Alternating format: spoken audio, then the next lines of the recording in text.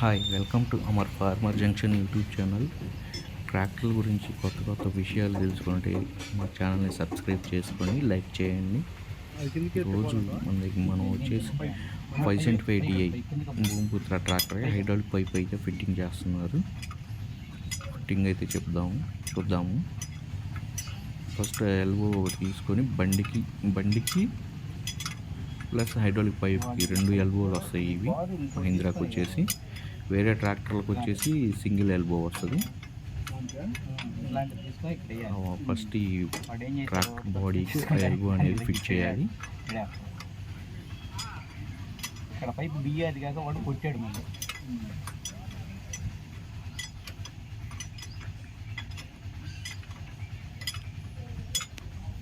Fit చేసి full tight అయితే వేయాలి.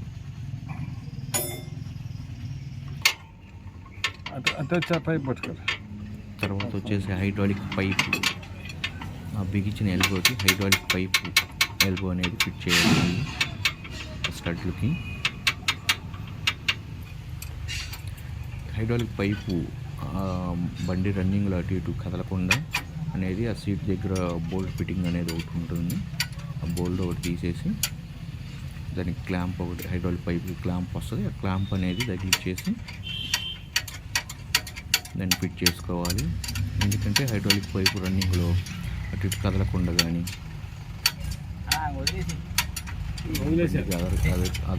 కదలకుండా అనేది ఫిట్ అయ్యి ఉంటుంది. యూట్యూబ్లో అప్లోడ్ చేసి ఫిట్ చేయాలి. పైప్ ఎలా బిగియడం అనేది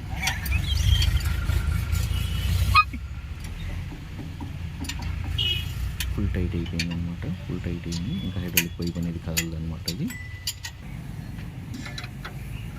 ఈ బండికి ఉన్న ఎల్బోకి హైడ్రాలిక్ పైప్కి ఉన్న ఎల్బోని ఫిట్ చేయాలి స్టడ్లు.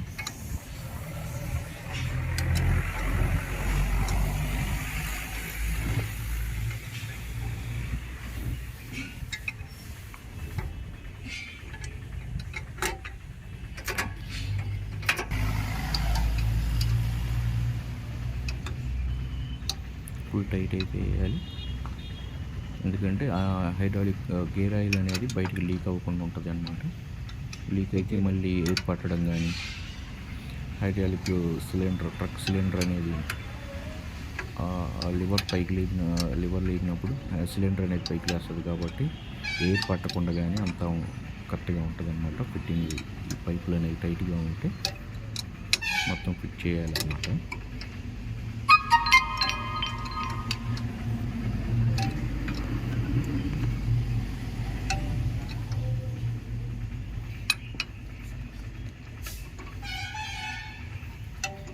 స్ట్రాంగ్గా ఉన్నాయని చెప్పి చెక్ చేసుకోవాలి మళ్ళీ ఇంకొకసారి.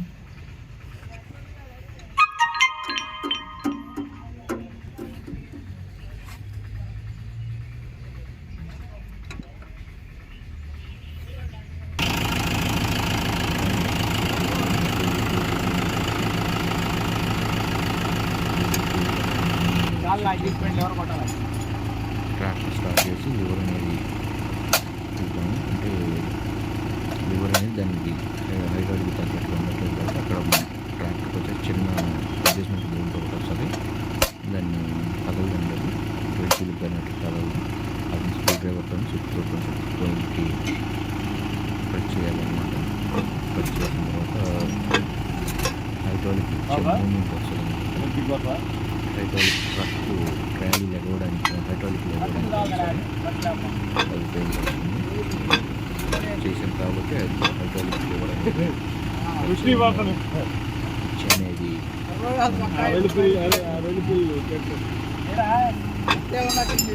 అలా ఉండడం వల్ల